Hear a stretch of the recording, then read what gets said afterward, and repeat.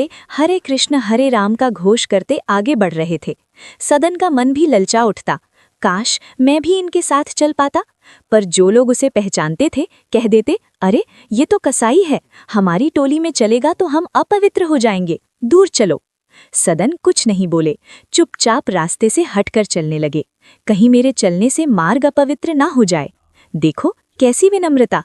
वे कांटों भरे पथ पर चल रहे थे, पर मन में केवल एक नाम, जगन्नाथ जगन्नाथ।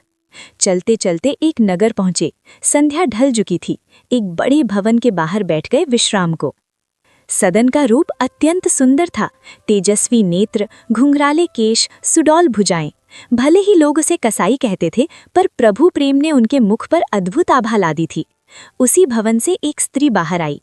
जैसे ही उसकी दृष्टि सदन पर पड़ी, उसका मन चंचन हो उठा, विषय विकार जाग उठा। वो संकेत करने लगी, भीतर आ जाओ। सदन ने उसकी ओर देखा, पर उनके मन में तो केवल जगन्नाथ थे। उन्होंने सहज ही कोई संकेत किया, जिसका अर्थ उनके मन में कुछ भी दूषित नहीं था, पर स्त्री ने उसका अर्थ कुछ और समझ लिया। उसे लगा मानो सदन कह रहे हो, पहले अपने पति को मार दो, तब मैं तुम्हारे साथ रहूंगा। अरे, जब विषय हावी हो जाता है तो बुद्धि अंधी हो जाती है। वो भीतर गई और अपने ही पति का वध कर डाला। फिर बाहर आकर बोली, अब चलो, मैंने अपने पति को मार दिया, अब हम विवाह कर लेते हैं। सदन स्तब्ध रह गए। बोले, देवी ये तुमने क्या किया? मैंने ऐसा कब कहा? वो क्रोध से बोली, झूठ मत बोलो, तुमने ही कहा था। अब या तो मेरे साथ रहो, नहीं तो मैं सबको बता दूंगी कि तुमने मेरे पति का वध करवाया है। जिसके हृदय में स्वयं ठाकुर जी विराजमान हो, उसे संसार का कौन सा लोभ डिगा सकता है? सदन कसाई ने शांत स्वर में कहा, ज्यादा से ज्यादा क्या कर लोगी? मार दोगी, बदनाम कर दोगी। जो होना है हो जाए, पर मैं अपनी भक्ति से नहीं हट सकता। उस स्त्री ने शोर मचा दिया।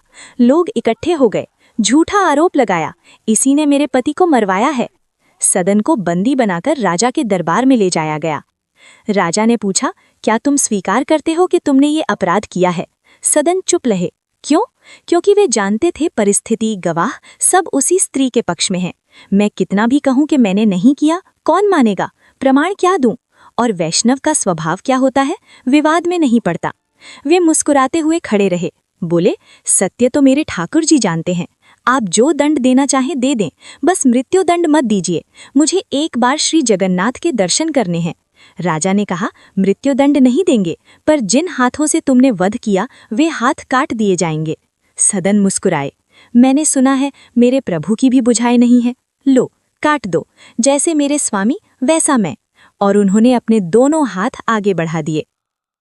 राजा